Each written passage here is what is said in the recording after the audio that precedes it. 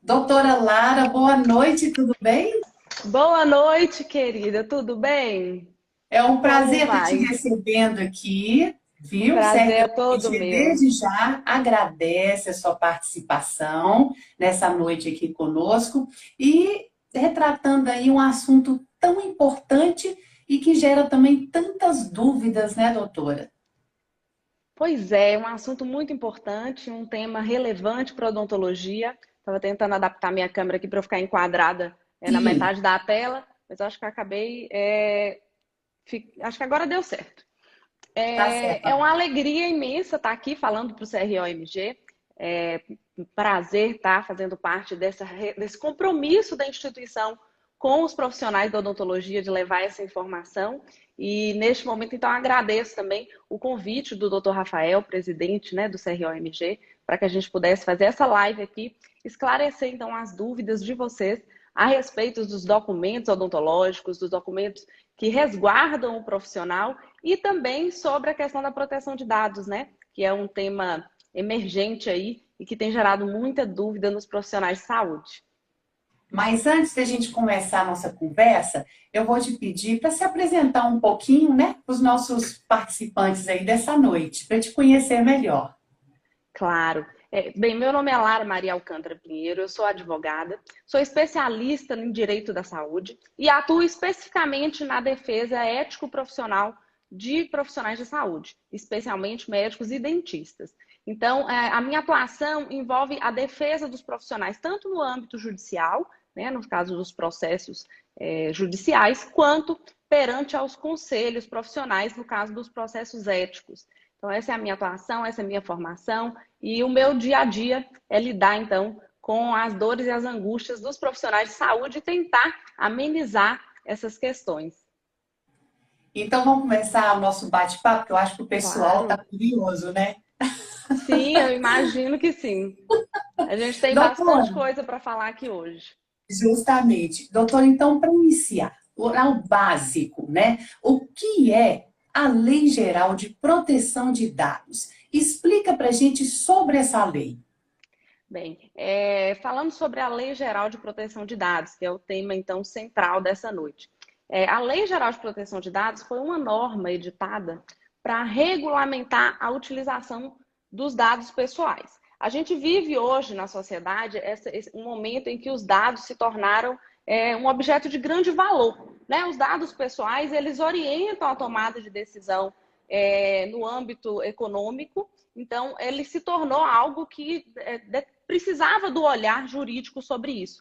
Então, a sociedade, ela conduz a edição das normas. E assim foi com a Lei Geral de Proteção de Dados. A sociedade demandava uma edição de norma nesse sentido por conta da utilização de dados. E eu não estou dizendo só no uso de dados na era digital, não. Eu estou falando da coleta de dados pessoal, ali, verbalmente no momento da consulta. Eu estou falando da coleta de dados para documentos físicos. Então, essa lei vem regulamentar toda a questão do uso de dados pessoais, tanto em meios físicos quanto em meios digitais. E aí, então, vem essa norma que passa a valer desde 2018.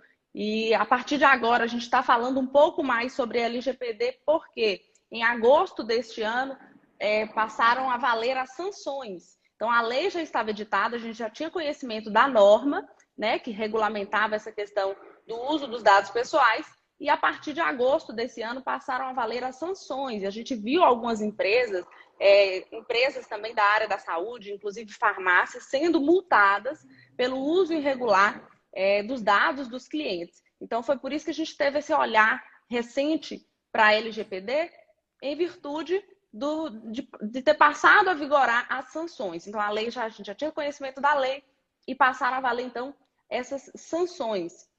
Sanções da LGPD que vão lá, né, desde de uma advertência, pode haver a publicidade dessa infração e até a multa. A multa é uma questão que causa muito medo, porque essa lei veio com uma multa bem alta, ela vem permitindo multa que vai até 50 milhões de reais. Então, as empresas ficaram bem receosas com a questão da LGPD. Mas um ponto que eu gosto de falar é que a LGPD, na realidade, ela é algo benéfico para a sociedade. Então, não é algo que a gente deva ver com receio, e sim ter na LGPD uma forma uma estrutura para que a gente possa compreender como vamos lidar com a questão dos dados pessoais. O objetivo, então, todo que a senhora retratou aqui é sobre a lei. A gente pode estar colocando, pontuando assim, o objetivo da criação da lei. Isso, o objetivo da criação dessa lei é mesmo regulamentar o uso de dados, trazer transparência, trazer autonomia para o titular de dados, porque a partir do momento que a gente tem uma norma que estabelece regras que determinam que as empresas tenham transparência com os titulares sobre qual vai ser o uso desses dados, como que serão usados, qual vai ser o manuseio de dados, a necessidade de se implementar uma política de privacidade e dar para o titular do dado a autonomia de decidir ou não sobre o uso dos seus dados a partir do consentimento. Então, essa lei traz diretrizes interessantes para o cidadão no sentido de regulamentar a proteção de dados, o uso dos dados pessoais. Doutora, e como que essa lei impacta na área da saúde, principalmente dentro da odontologia? Olha, a gente fala que a LGPD, especialmente para a odontologia, ela traz um impacto bem relevante. Por quê? Os dados, a LGPD elencou os dados como dados comuns, né, os dados pessoais e dados sensíveis. E os dados relacionados à saúde, dados biológicos, resultados de exames, todos esses dados estão elencados como dados sensíveis. Então, a odontologia tem que ter um rigor maior, os profissionais da odontologia têm que ter um rigor maior no uso desses dados, porque eles vão lidar com dados sensíveis dos pacientes. Os dados relacionados à saúde, tipo sanguíneo, resultado de exame, tudo que possa identificar questões biológicas do paciente são dados sensíveis. E a lei traz um rigor maior para esse tipo de dado. Então, a edição dessa lei impacta as empresas de odontologia no sentido de que elas vão ter que se adaptar, vão ter que implementar regras de LGPD, e nós vamos falar daqui a pouco sobre como fazer isso na prática. Eu espero que hoje a gente consiga trazer uma luz para vocês no sentido de como nós vamos fazer para que as empresas odontológicas se adequem à Lei Geral de Proteção de Dados de forma eficiente e que tenha aí o cuidado de atender os requisitos dessa lei e proteger, assim, o uso de dados dos pacientes. Vamos falar um pouco, então, dessas principais diretrizes da lei, doutora. Olha, as principais diretrizes da Lei Geral de Proteção de Dados são essa questão da liberdade e da autonomia do titular. Trazendo isso para a realidade da odontologia. Quando a gente está tratando ali os dados do paciente, a gente faz a coleta desde o momento que vai fazer o cadastro do paciente na clínica. Então, você tem ali aquele momento em que você vai tomar os dados pessoais do paciente, endereço, CPF, um e-mail para cadastro. E, além disso, a gente sabe que na odontologia a gente coleta também os dados sensíveis através de exames laboratoriais que, por vezes, circulam diretamente do laboratório para a clínica odontológica. Então, tem que ter uma transparência nesse sentido, que é uma diretriz básica da Lei Geral de Proteção de Dados, a transparência, né? O conhecimento do cidadão sobre qual está sendo o uso desse dado. Então, ali dentro da clínica odontológica, você faz uma coleta de vários dados dos pacientes e esse paciente tem que ter conhecimento. Para que está sendo utilizado esse dado? Qual que é a necessidade dele informar isso? Ele tem que ter a possibilidade de solicitar que esses dados sejam anonimizados. Ele tem que ter, o profissional tem que ter também o consentimento desse paciente para algumas atitudes a partir do uso desses dados, não para todas. A gente sabe que para algumas ações especificamente na área da saúde, não é necessário o consentimento, como, por exemplo, utilizar um prontuário para se defender num processo ético. Nesses casos, a lei autoriza que o profissional utilize o prontuário sem ter o consentimento do paciente. Por outro lado, o uso de dados do paciente para compartilhamento com a equipe de marketing ou para emissão de documentos contábeis, para esses, sim, a gente precisaria do consentimento do paciente para poder estar manuseando esse tipo de dado. E o que a lei entende por consentimento? O consentimento do paciente, o consentimento, na verdade, do titular, aqui a gente fala do paciente, porque estamos falando, né, da relação do cirurgião dentista com o seu paciente, seria o consentimento, seria a informação do paciente com clareza sobre o que vai ser realizado, qual que vai ser a utilização desse dado, e ele autorizar, ele permitir que seja feito daquela forma. Então, isso que a lei entende por consentimento. E, por exemplo, doutor, em casos de irregularidade no tratamento de dados, né, quem será responsabilizado? É um ponto importante, porque quando a gente trata de clínicas e consultórios odontológicos, a gente tem toda a questão da responsabilidade técnica por essas clínicas. Então, nós temos os responsáveis técnicos e os proprietários. E quando a gente fala da Lei Geral de Proteção de Dados, essas questões elas vão ser aplicáveis aos proprietários e aos responsáveis técnicos. No caso da responsabilidade técnica do uso de dados, a gente tem a figura do DPO, né, que é o encarregado pela proteção de dados. Quem que vai ser essa pessoa dentro da clínica odontológica?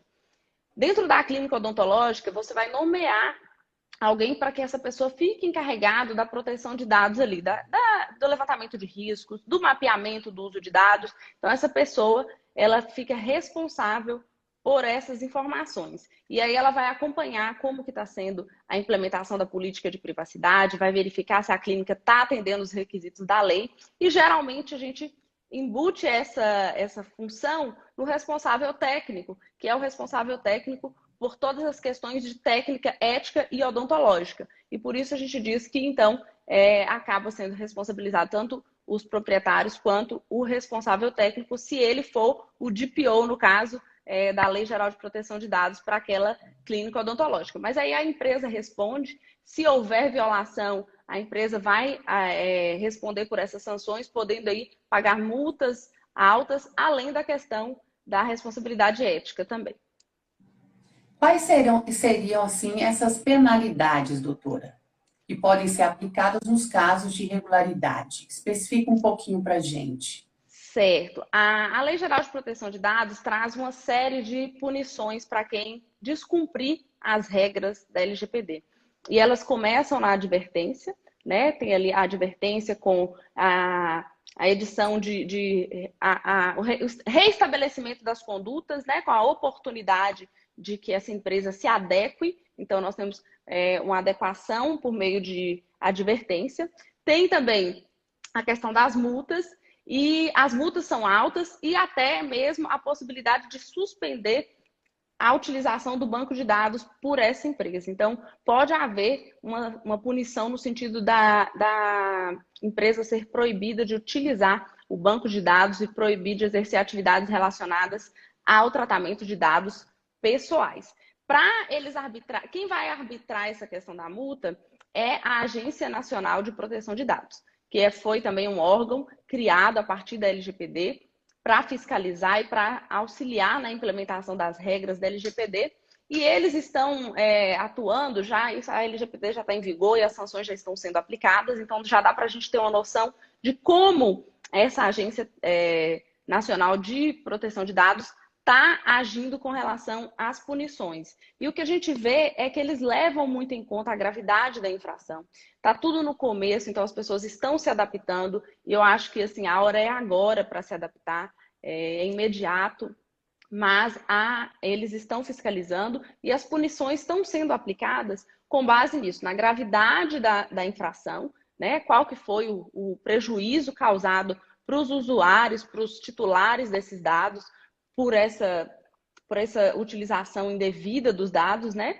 E, além disso, a questão da reincidência. Então, se essa empresa vem reincidindo na infração relacionada à proteção de dados, a multa vai sendo aplicada, a sanção vai sendo aplicada de forma mais gravosa, e aí pode sair da advertência para uma suspensão e para proibição do uso de dados, aplicação dessas multas mais altas. E quanto ao valor da multa, eles levam em conta também o porte da empresa. Porque se é uma empresa muito grande, se é uma empresa de impacto econômico relevante, então essa punição vai ser mais severa. E claro também, se essa empresa utilizou esses dados para ter maiores lucros ou ter maior ganho econômico, essa punição também vem nesse sentido de asseverar a questão desse impacto causado pela infração. Então, eles vão tentar punir desse sentido. Certo. Tem uma pergunta aqui. O que é IBDD? Eu não Da consegui Francine. entender qual que é a sigla que a Francine quis dizer. Eu desconheço. IBDD, não conheço, É. Francine. Não posso te responder porque, de fato, não conheço a sigla. Bom, vamos aqui falar um pouquinho agora, doutora, sobre a documentação odontológica, né? Qual a Sim. importância dessa documentação para a prática clínica nos dias atuais? Olha, a questão da documentação odontológica é extremamente relevante. A gente vê nos processos judiciais os profissionais da saúde sendo punidos severamente por falta da documentação correta, por documentação incompleta, por deixar de colher o consentimento do paciente. E isso não é o que a gente quer ver. A gente trabalha para que o profissional da saúde tenha segurança e tranquilidade na sua atuação. O documento-chave da relação do dentista com o paciente é o prontuário. Então, no prontuário, ele tem que ter todo o zelo dessa relação. Lá tem que estar todos os dados clínicos do paciente de forma bem expostas, todos os procedimentos que foram realizados, todas as queixas do paciente, a anamnese completa, todos os exames solicitados com os resultados. E o prontuário, hoje a gente tem a possibilidade de ter o prontuário eletrônico, que já traz mais segurança para os profissionais com relação ao armazenamento e com a proteção de dados, porque a gente sabe que algumas clínicas ainda utilizam o prontuário físico, e o prontuário físico pode gerar uma violação da proteção de dados. Em qual sentido? Vocês devem saber aqui que muita gente tem gavetas com os prontuários do paciente, que ali várias pessoas têm acesso a essas gavetas. A secretária, às vezes a telefonista da clínica, às vezes o auxiliar técnico. Então, quem são essas pessoas que estão tendo acesso a esse prontuário? Prontuário físico, quando ele tem esse fácil acesso, ele traz um risco muito grande para o profissional. Então, o prontuário eletrônico traz mais segurança no sentido de que é possível você fiscalizar quem acessou, você implementar ferramentas de segurança, de controle de acesso, senha para acessar o prontuário. O ideal é que quem acesse o prontuário seja somente o profissional dentista responsável por aquele paciente. O prontuário é um documento extremamente importante da relação entre o dentista e o paciente. O prontuário é um documento que pertence ao paciente, então não é um documento do dentista, é um documento do paciente, porém a guarda do prontuário é do dentista, então o dentista tem responsabilidade sobre guardar o prontuário, sobre a guarda do prontuário, mas sabendo que é um documento do paciente, e quando o paciente solicitar, ele tem a obrigação de entregar para o paciente esse documento. E esse documento tem que estar completo, tem que ser datado. Eu recomendo sempre enumerar as páginas dos prontuários, ter sempre ali a assinatura, o carimbo de quem realizou o procedimento. Então, esse profissional que está acompanhando, se eventualmente o paciente for transferido para um outro profissional, o outro profissional tem que ter capacidade de compreender todo o histórico do paciente. E essa é a importância do prontuário. E essa é a importância do prontuário ter o registro cronológico. Então, tem que ter o registro cronológico, tem que ter todas as informações do caso O clínico do prontuário, na paciente. verdade, é uma forma de organização, né, doutora? Sim, é uma forma de organização de toda a questão da saúde bucal daquele paciente. Ele tem que ter a capacidade de passar informações para outros profissionais que venham eventualmente acompanhar esse paciente. Então, esse prontuário completo, além de toda essa importância, ele é um documento extremamente relevante no momento de uma defesa judicial desse profissional, porque ali vai estar toda a informação. O prontuário ele tem um respaldo legal enorme. Então, o que está no prontuário é lei, é verdade. Então, a justiça entende dessa forma. Então, quando você apresenta o prontuário do paciente, aquilo ali tem força cabal em um processo. Então, tudo que você realiza no paciente, registra no prontuário. Qualquer medicação que for receitada para o paciente, tem ali no prontuário que você recomendou, porque eventualmente o paciente não usou o medicamento, teve uma sequela ou algum prejuízo no tratamento por isso, mas você está lá, está registrado no prontuário que você indicou, que você recomendou o tratamento adequado. Então, o prontuário é a nossa peça-chave na relação do profissional dentista com o seu paciente. Mas ele não é o único documento, hoje em dia, que vai trazer essa segurança jurídica. E é por isso que causa tanta comoção essa questão, causa tanta dúvida e tanta insegurança, porque não basta mais você ter um prontuário completo. Hoje é extremamente importante que o profissional estabeleça um contrato de prestação de serviço com o paciente. Por que o contrato? Porque no contrato você consegue limitar as obrigações do profissional e do paciente também. Então, o contrato ele é um documento que traz segurança para os dois lados. Eu trago ali no contrato as minhas obrigações com o paciente e o paciente vai compreender e eu consigo gerenciar a expectativa desse paciente. A gente sabe que hoje os dentistas têm um grande problema com o paciente que, por vezes, não compreende o limite de um tratamento. Você faz um tratamento que demanda um refinamento cirúrgico, que demanda um tratamento complementar, e o paciente tem que compreender que aquilo não está embutido no valor do tratamento inicial. O profissional não é obrigado a realizar procedimentos sequenciais num paciente que demanda que surge por outros problemas. Então, quando você tem um contrato, você delimita, olha, nós estamos determinando que faremos este procedimento. E para este procedimento, estabelecemos este valor e essa forma de pagamento.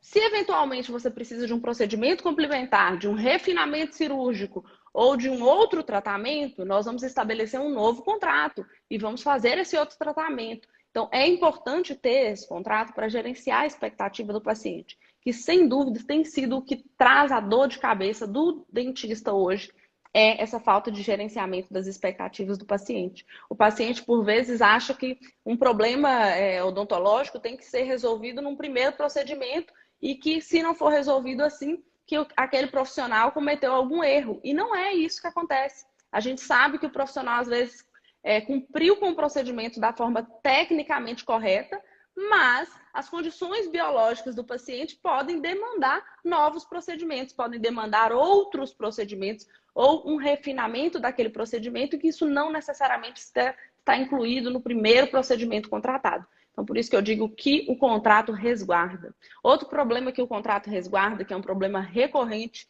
com profissionais da área odontológica, é a questão do paciente que pede devolução de dinheiro depois de um procedimento realizado.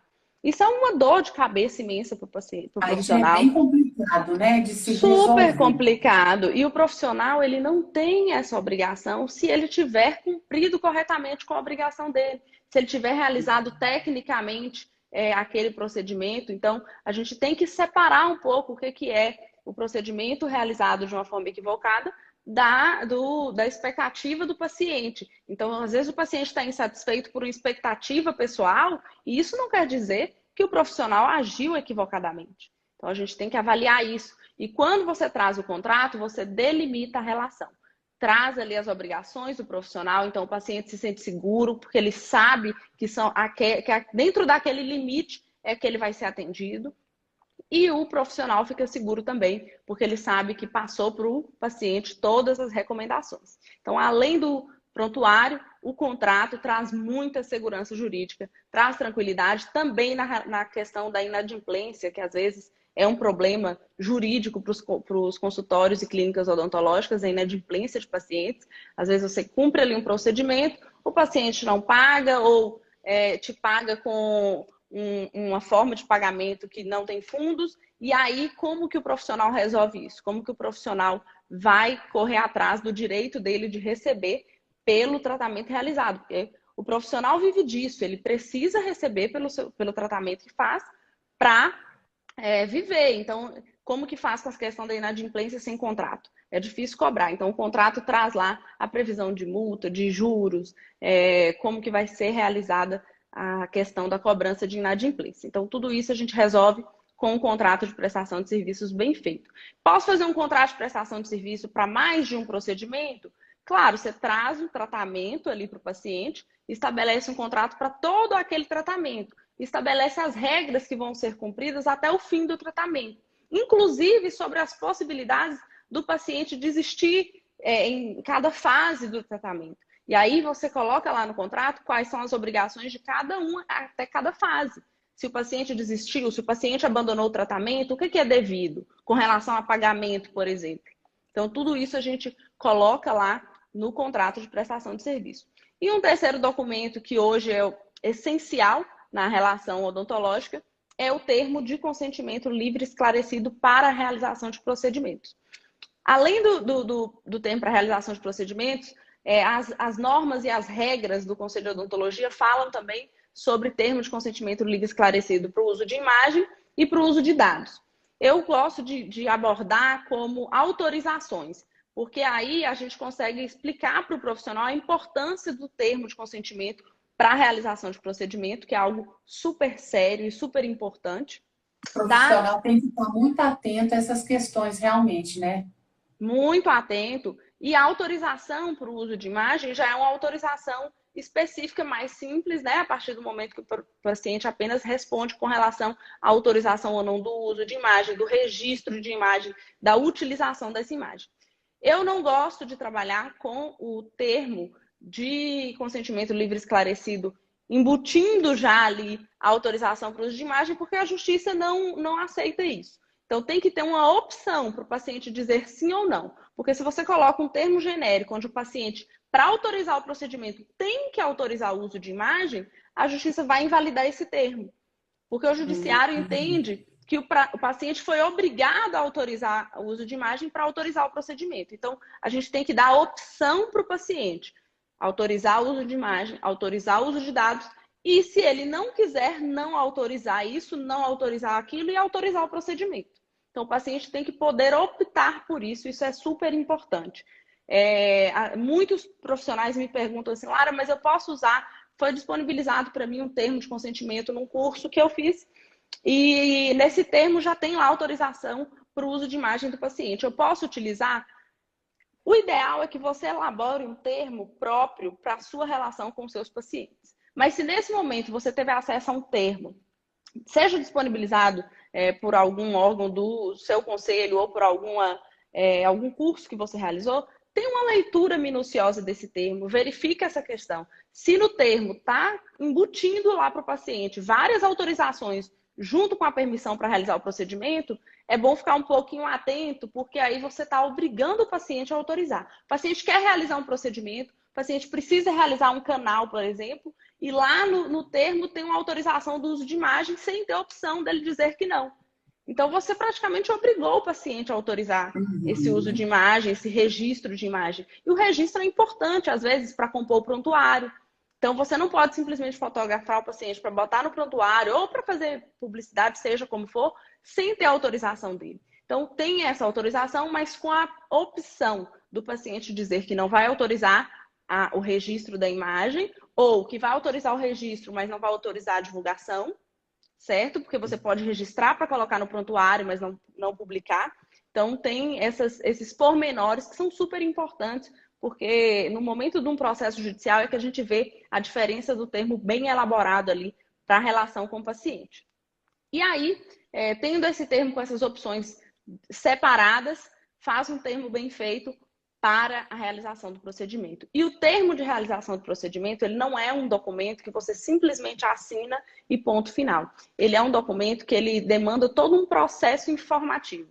O termo, na verdade, eu digo que é o final de um processo informativo. Então, você marca uma consulta com o seu paciente, explica com clareza sobre o procedimento, que é para isso que serve o termo de consentimento livre e esclarecido. É para esclarecer o seu paciente de forma que ele possa ter, depois de obter aquelas informações, uma clareza para consentir ou não com a realização desse procedimento. Então, nesse sentido que o termo de consentimento é importante e que ele não seja simplesmente a assinatura de um documento, que ele seja um processo informativo. Aqui eu deixo um verdadeiro apelo para os profissionais. Não entreguem o termo de consentimento para o paciente sem conversar com o paciente, sem explicar para o paciente o que vai ser realizado, porque o Código de Defesa do Consumidor, que infelizmente ainda é aplicável às relações com os profissionais da odontologia e os pacientes, ele entende que o paciente ele tem direito de ter informação. Eu digo infelizmente porque algumas normas do Código de Defesa do Consumidor eu não considero adequadas para a relação com os pacientes, que é uma relação extremamente específica, não é igual você ir ali comprar uma geladeira, não é a mesma coisa de você fazer um tratamento de saúde. Mas essas regras são aplicáveis e o paciente tem direito a ser informado, e isso é bom. Isso com relação ao Código de Defesa do Consumidor para o paciente e para o profissional É interessante, porque você traz clareza para o seu profissional, para o seu paciente. O profissional de saúde tem conhecimento técnico que o paciente não tem. Então, você consegue explicar para ele o que vai ser feito, qual vai ser o procedimento realizado. E a gente já viu diversas vezes pacientes demandarem judicialmente contra profissionais da odontologia por falta de informação. Porque eles não tinham clareza sobre qual seria o procedimento realizado, quais seriam os riscos daquele procedimento. Então, quando você traz para o paciente a clareza sobre os riscos, você evita muito problema. Às Tem vezes o até uma profissional. pergunta aqui, doutora, que encaixa Eu não. isso aí. Isso. Se, por Vai me exemplo, o falando sobre as paciente, perguntas, porque acabei que eu não consegui ler todas. se o paciente não quiser pagar, né, o tratamento, eu posso estar encerrando?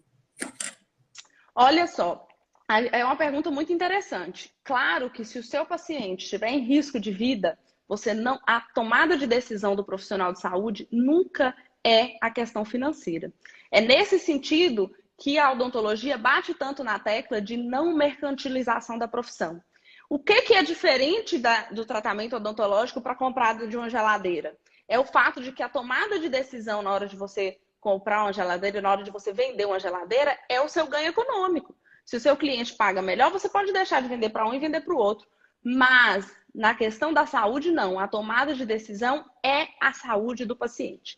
É o benefício do paciente. Então você tem que zelar pela vida do paciente. Se o seu paciente está em risco, você tem que atendê-lo independente do pagamento. Agora, se houve uma situação de quebra da relação do profissional com o paciente, de quebra de credibilidade ali, de confiança, que tem que ser a base dessa relação, existem vários critérios que podem ensejar o encerramento, né, dessa relação do profissional com o paciente, e também existem regras éticas e jurídicas que o profissional tem que seguir. Então, o profissional não quer mais atender aquele paciente por uma questão de quebra de confiança, que isso pode incluir vários fatores, ele deve encaminhar esse paciente para um outro profissional. E esse encaminhamento deve conter toda a informação relativa à saúde do paciente. Porque, mais uma vez, a tomada de decisão do dentista tem que ser o benefício do paciente, o benefício à saúde do paciente. Então, tudo bem, se não tiver mais a relação, não tiver a questão da confiança, você vai encaminhar esse paciente para outro profissional e com todas as informações necessárias para que ele possa dar continuidade ao tratamento com segurança com outro profissional. Doutora, voltando lá na documentação, quanto tempo, tem uma pergunta aqui, quanto tempo devo guardar o prontuário eletrônico? Super interessante também. Ó, as normas atuais dizem que a guarda do prontuário físico é de 10 anos. As normas para o prontuário eletrônico é por tempo indeterminado. Por questões óbvias, o prontuário eletrônico ele não demanda espaço físico, então não tem necessidade de você estar excluindo o prontuário eletrônico, que é um documento super importante. E eu vou dar a minha opinião jurídica e técnica sobre a guarda de 10 anos do prontuário físico. Eu acho temerário esse prazo, porque o prazo prescricional para um paciente reclamar uma situação de um eventual erro profissional, ele só passa a valer depois que o paciente tem capacidade, ou seja, maioridade, certo? Então, se você atender um paciente ali, criança, uma criança de 2, 3 anos de idade, e você guarda esse prontuário por 10 anos do último atendimento, não é suficiente nem para alcançar o prazo prescricional. E aí, esse paciente, quando completa 18 anos, entende que teve um dano, teve um prejuízo ocasionado por um erro profissional, ele vai te demandar judicialmente. E cadê o prontuário para a gente comprovar o que foi feito com esse paciente? Não tem mais. Então, eu acho que a guarda dos prontuários tem que ser por um prazo mais longo, especialmente para quem atende pacientes menores de idade. E hoje a gente tem a facilidade da tecnologia, tem a possibilidade do prontuário eletrônico. O prontuário eletrônico, a guarda é por tempo indeterminado. Isso traz segurança para o profissional. A gente sabe que o prontuário físico é complicado mesmo, porque precisa ali de um espaço para guardar tantos prontuários, mas a gente tem lei que regulamenta a questão da digitalização dos prontuários. Então, você pode estar digitalizando os prontuários e depois da digitalização, aí sim você faz o descarte seguro. E uma dica que eu sempre dou para os profissionais que estão passando por essa fase de transição, e agora vários profissionais estão passando por isso, né? Deixando de lado os prontuários físicos, passando para os eletrônicos, e aí os físicos eles começam a ser digitalizados. A gente tem regras próprias e o prontuário digitalizado é diferente do prontuário eletrônico, tá? Então, são coisas diferentes. Tem que ter uma adequação correta para o prontuário digitalizado. Mas uma dica que eu sempre dou é no momento que você está fazendo a digitalização, entre em contato com aquele paciente, pergunta se o paciente tem interesse em retirar uma cópia daquele prontuário. E antes de você fazer o descarte completo, entrega uma cópia e colha um recibo de entrega desse documento para o paciente. E aí você vai estar lá seguro de que o paciente recebeu uma cópia daquele prontuário, você digitalizou e ele está com bastante segurança jurídica aí para uma eventual demanda judicial e ele ter provas a favor do profissional. Como profissional, analisa se está no caminho certo aí, resguardando, né, a proteção de dados e a elaboração dos seus documentos? Olha, com relação à proteção de dados, a gente fala que tem o processo de implementação, ele é bem complexo, né? Ele passa pela questão do mapeamento. Então, você vai mapear, você vai analisar quais são os dados que você coleta na sua clínica, no seu consultório. Quem manuseia esses dados? Quem tem acesso a esses dados? Faz um gerenciamento de risco. Nomeia um DPO para tomar conta disso. Organiza toda a passagem de dados dentro do seu consultório. E aí, quando cria uma política de privacidade, que é super importante, uma política de descarte. A política de privacidade, ela não vai ser só aquele documento que você passa para o paciente. A política de privacidade é uma verdadeira filosofia da empresa. Então, todo mundo tem que entender sobre a privacidade de dados. E a gente lembra aqui que o profissional da saúde, ele tem o dever de sigilo profissional por lei, mas a secretária, a telefonista, eles não têm. Eles não têm obrigação profissional, eles não têm obrigação legal do sigilo profissional. E muitas vezes a gente sabe que essas pessoas têm acesso a dados dos pacientes, a informações do prontuário. Como que você se resguarda com relação a isso? A gente precisa criar um termo de confidencialidade. Esse termo o profissional passa para todo mundo que trabalha com ele na clínica e no consultório, e essas pessoas assinam, compreendendo a importância de manter o sigilo sobre todas as informações que passam ali dentro daquele ambiente, que é um ambiente de tratamento de dados sensíveis, de dados biológicos e de dados pessoais. Então, você tem ali o termo de confidencialidade, se eventualmente um colaborador vazar um dado de um paciente ou causar um prejuízo para um paciente, você pode demandar judicialmente contra esse colaborador para ter ali ressarcidos os prejuízos que você vai ter que arcar por conta dos seus deveres de sigilo profissional. Isso é super importante. Mas com relação para saber se você está no caminho certo, é isso. Criou toda a implementação, lembra que existe manutenção disso tudo. É como um cuidado mesmo com a saúde. Já que nós estamos falando aqui de saúde, todo cuidado demanda manutenção. Então, se você deixa de cuidar, se você para de... Vamos falar nos termos odontológicos. Se você não escovar os dentes todos os dias, você vai começar a ter problema.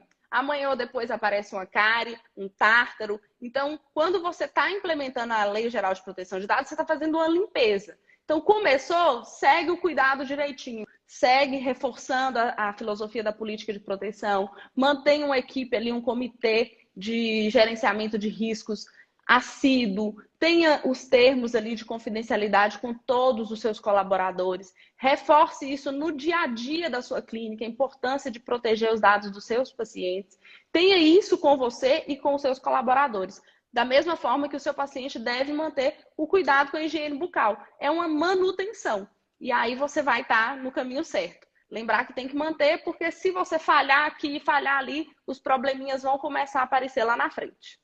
Só vai aumentando, né, doutora? Aí na Só hora que vai assusta... aumentando. Na hora que assusta, já tem um o buraco. é difícil.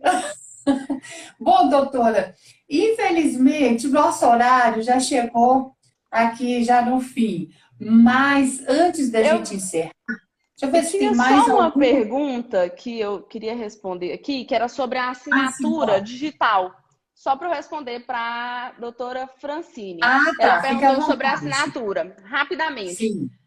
O prontuário, o profissional vai ter que ter um certificado para assinar o prontuário eletrônico, né? Que é aquele certificado ICP Brasil, com o registro profissional dele. Então, para ele fazer essa assinatura digital, é dessa forma. Agora, o paciente tem alguns documentos que a legislação permite que o paciente assine digitalmente. Você pode, tem aplicativos ou tem sistemas web que enviam para o paciente uma chave de identificação, o paciente confirma um código, assina ali o documento, e isso tem validade jurídica, tá? Então, ele pode assinar digitalmente. Agora, o profissional tem que ter essa assinatura eletrônica, a assinatura digital, que é diferente da eletrônica. O paciente pode fazer uma assinatura eletrônica e o profissional ter o certificado digital. Joia, doutora. E vamos lembrar aqui que a senhora respondeu algumas perguntas, né? As dúvidas aí do Sim, pessoal, do profissional da saúde, e que vai estar à disposição no seu perfil. isso. A gente recebeu as dúvidas, né, sobre esse tema, sobre a Lei Aham, Geral de Proteção de Dados, e eu vou respondê-las, vou deixar um documento mesmo com todas as respostas, tudo que a gente falou aqui, para que vocês tenham um sim. resumo dessa live, possam entender um pouco mais sobre a LGPD, sobre como isso influencia no dia a dia da sua clínica, do seu consultório. E aí eu vou deixar lá no meu perfil, quem quiser acessa, tem um link lá na minha biografia, você acessa lá e aí tá lá perguntas e respostas sobre LGPD e eu respondo as dúvidas que vocês enviaram. Doutora, e o seu perfil? Pode falar, pessoal. O meu perfil é Lara Maria Alcântara e lá a gente tira sempre dúvidas, dá orientação jurídica também para os profissionais da odontologia. Então, eu fico lá sempre à disposição. Lembrando que a minha atuação é especificamente em defesa dos profissionais e dos dentistas. Então, lá no perfil vai estar esse documento com todas as respostas para as perguntas que vocês enviaram. Aqui o tempo é rápido, mas eu sigo à disposição de vocês. Agradeço toda a equipe do CROMG. Parabéns por esse trabalho de informação dos profissionais. O Sérgio OMG que agradece demais sua participação aqui conosco nessa noite, né? Tirou aí um tempinho, logo depois de um feriado prolongado, para poder estar aqui Sim! participando. E o Nós feriado agradecemos. prolongado é um tempo bom para a gente atender os profissionais da saúde, porque aí todo mundo fica na correria, quando para um pouquinho, vem resolver os problemas jurídicos. Então, nós estamos na ativa aí. Isso mesmo, doutor. E a nossa live também vai estar salva daqui a pouco no Instagram do CROMG. Quem não acompanhou ela inteira, entrou mais no finalzinho, vai ter oportunidade de assistir na íntegra aí o nosso Maravilha, bate-papo. Viu? maravilha. Doutora, muito obrigada mais uma vez. Obrigada a As você, portas do querida. CRO estão abertas, tá? Para mais informações aí tão valiosas que a senhora trouxe aí nessa noite. Muito Eu fico obrigada. muito grata. Um beijo a todos e fico à disposição de vocês. Obrigada, um abraço, tchau. Tchau.